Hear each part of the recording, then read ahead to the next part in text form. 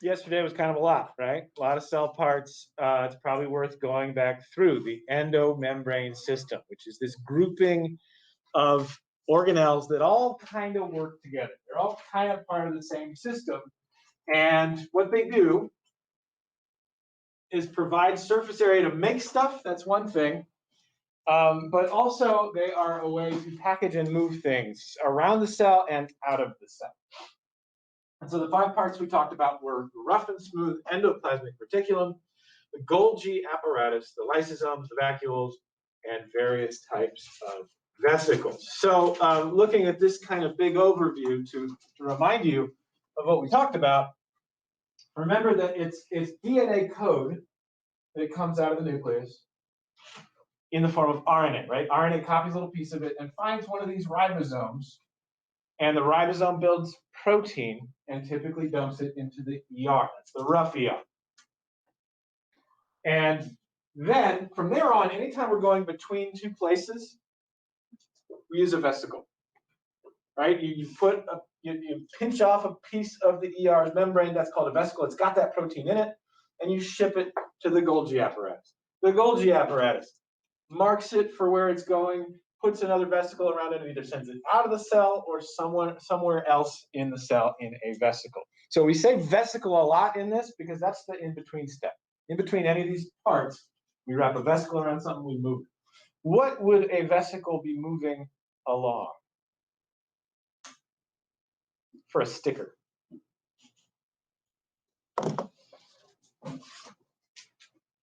Sure, I know where my stickers are. Yes. For a sticker, if you're moving a vesicle across the cell, what are you attaching that vesicle to move it there? Oh, Tristan's close. I can see it. All right, Brady. No. It's made of protein. We're early in the chapter here. We said they function kind of like tracks. Right? You stick a cell part on it, including a vesicle, and it moves that vesicle across the cell. Hazen. Cytoskeleton. More specific, Hazen. You're absolutely right, but more specific. I'll give you 5 seconds. Microtubule. Excellent. Sticker for Hazen. On fly. Save that. Oh, do I just take a sticker? Yeah. We got options. Whoa. It's like a bonanza. Yeah, so any of these things that are moving, it's because of microtubules. And you'll see, I'm going to show you a video here in a minute of how that stuff gets moved. It's ridiculous looking. There's this little motor protein that attaches to the microtubule and the vesicle, and it literally like walks, it like waddles along the microtubule. Very cool. Anyway, to kind of go through these parts, the ER, like I said, it's a place for ribosomes to make protein. That's the rough ER, although smooth ER, kind of a separate thing, also makes more membrane parts because everything's made out of membrane in itself. The Golgi, the shipping department, right? The proteins go here, come there in a vesicle, they get marked, and then Golgi sends it out in the vesicle somewhere else. We talked about the typical path through the endomembrane system. If you just want to store something, that's a vesicle. Sorry, that's vacuole, and you'll make that mistake too. That's something to keep you straight. Is vesicles and vacuoles. They're not that different. A vacuole is just a vesicle that you hang on to for a long time and you don't send it, right? It's just storage. Although plant cells have a big, huge pressurized one in a lot of their cells to keep them rigid. Garbage disposal, lysosome. It's the place you send stuff. If you have stuff you don't like that you want to get rid of, you put it in a vesicle, send it to the lysosome, it fuses, and it's gone.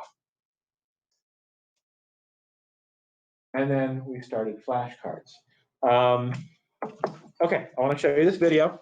What this is it's what happens when like video game animators, like real good people who are real good at CGI type stuff, hang out with Harvard biologists, and they're like, hey, could you make a really cool animated thing of what cell parts look like, and we'll describe exactly what it should look like for you.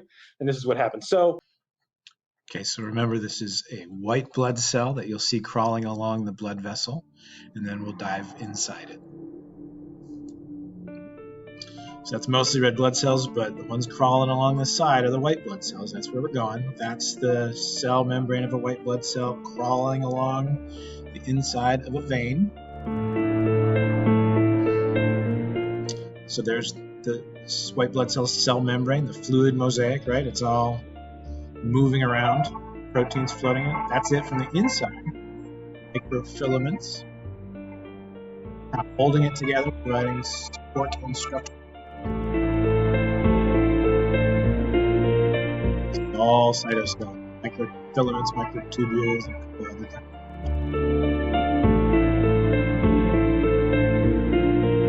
Microfilament being built.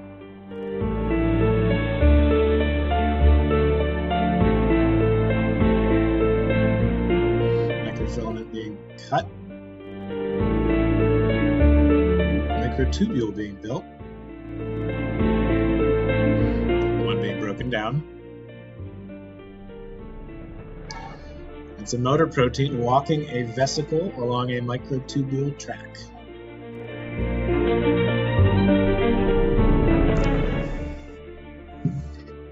Looking towards the nucleus now. Here we have RNA shooting out of the nuclear pores, going to build proteins. Going to join up with a ribosome, first one part, and then the other part, and that's making a protein squirting out the side of the ribosome.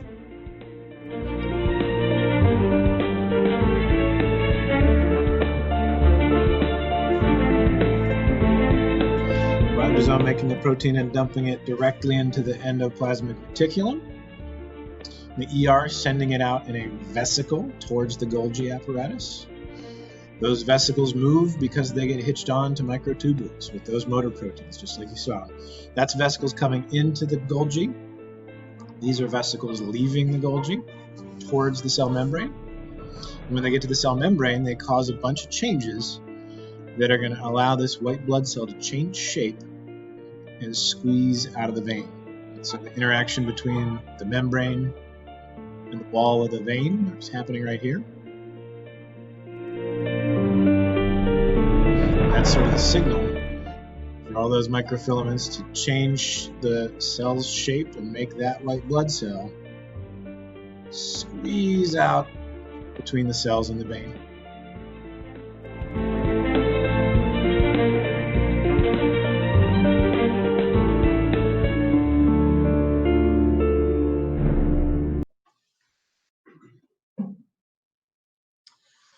You all know mitochondria is the powerhouse of the cell, right?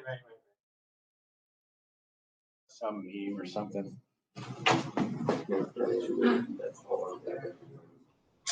You will learn way more about what goes on in there in a couple of chapters. But for now, we're going to focus on what's weird about it, because it's one of the two weirdest organelles in the cell.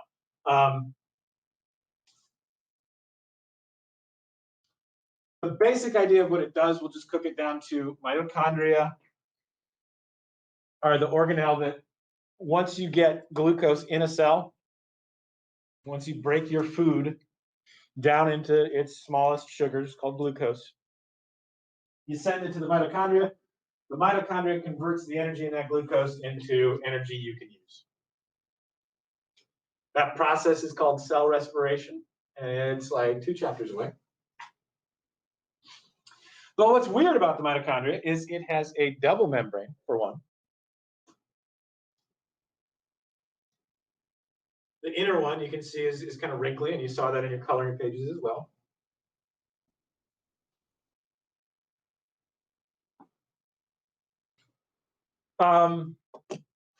Even weirder, when you want more mitochondria,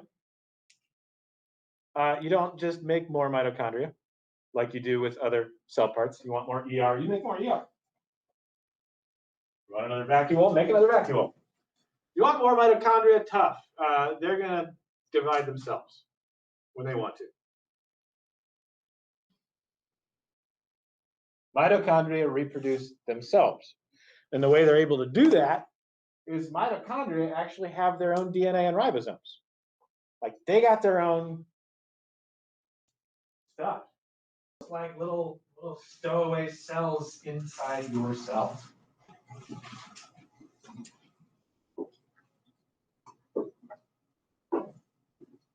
Little independently reproducing, very simple, not as complicated as you, but they look like little cells. And here's the weirdest part. All of your mitochondria, you personally, your mitochondria, came down in a direct line from the mitochondria that came from your mom. Just mom. You don't have anything from your dad's mitochondria. Just your mom. And everyone can say the same thing. Yeah. Yeah. No, that's the question, isn't it? And you can figure it out. We're about to start talking on Monday about how cells don't really look like the coloring page, about how they tend to just have what they need to do their jobs, like a whole bunch of it and not much else.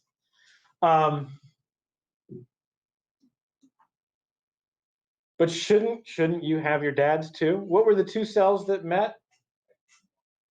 Those are chromosomes. What were the two cells that met to make you? Sperm and egg. They both have mitochondria. So why wouldn't your dads have made it into the cell that became you? What does sperm do all day? Swim. They swim all day. What do they swim with? Oh, another sticker question. What do they swim with? I don't know the exact names, but It was like flagella. Okay, deeper. You're right, but I want a deeper answer than just flagella. Is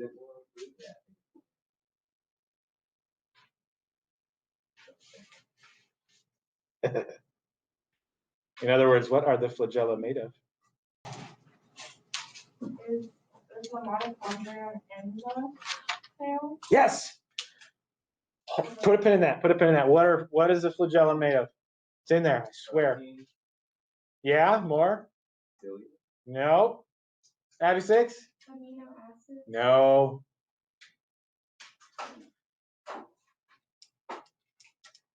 Microtubules. There we go. It's the same answer as the other sticker question, isn't it? Yo! Ah, Oh my goodness. microtubules. Yeah. Now, Riley takes us to the next step. Okay. Sperm have a tail. They swim all day. What does that take a lot of? What were you saying? But then, what did you say about the tail? The tail. Yeah, the tail doesn't really go into the cell that makes it to be you. And where do you think all the mitochondria are? They're all in the tail. Exactly. Which is why you didn't get any of your dad's mitochondria, because they're all in the tail of the sperm. Yeah, so all mom. That's actually, it ends up being really cool because mitochondrial DNA changes very slowly and predictably. So you can trace your mitochondrial DNA all the way back through the female line of your family. And it's a really good way to sort of track human evolution. It's neat. Good.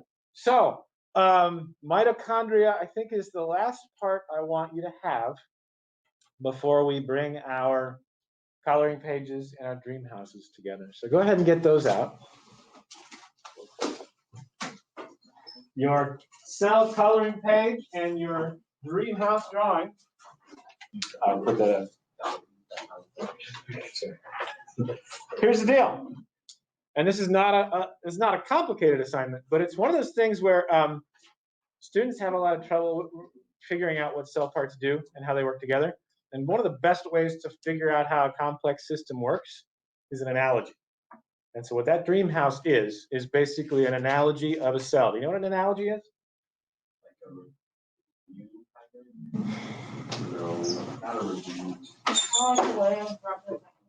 Okay, representing something as something else, comparing it, and connecting the parts of a complicated system to the parts of the other complicated system that do the same job. Now, we used to do this where you would pick your own system. You would say, okay, a computer is like a cell. And you have to understand a computer and a cell both pretty well to make that analogy, to say, well, the CPU is actually like the nucleus. And the I don't understand computers well enough to do that.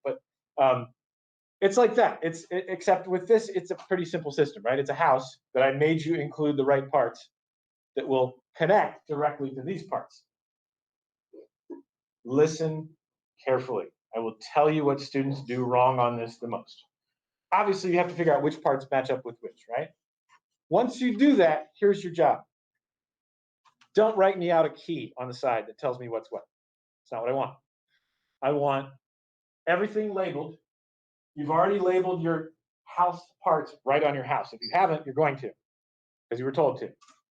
Underneath each house part name, like let's say you think the mailbox of your house is like the nucleus, you will write down nucleus underneath mailbox. It's not, but that's what you would do. And then you would find whatever color you colored the nucleus on your coloring page. I would just pick the chromatin color. And you're going to color the mailbox that color, so that I can see, both with a word and with a color, that you knew what you were doing. And the colors, actually the words are more for me. I'm going to use the words to grade. So don't forget to label the cell part. That's what people do wrong the most. They just color it the right color, and then they want to put a key on the side for me that tells me the names of the parts. No, that's too hard for me to grade. I need the name right there, or I'm going to take off points, okay? So it would say the house part, the cell part, and it'll be colored the same color as the coloring page. And that's more for you. If you associate colors with things, you tend to learn them better. Any questions about what you're doing? So I would plan this out first, just so you make sure, okay, there's 7 of these, and there's 7 house parts. You better make dang sure you got the right ones before you start labeling and coloring, right? But that's pretty much it. It's a big analogy of a cell. Your job is to finish that analogy by matching colors and labeling house parts with cell parts. Any questions? So part of the project is figuring out which house parts are which. That's pretty much the point of the project. And since I need to make sure you can do this, I'm going to ask or insist that you do not share information with each other. Please figure this out on your own. I need to know that you know what's what. This is the kind of thing that I'm going to do to you on a test, except it won't be a house, right? So if you figure out on your own how to do it with a house, you'll be able to do it with, say, a computer or a factory or whatever system I choose on the test, okay? Good. The time is yours. You got 10 minutes, and then this will be due on Monday. Yes?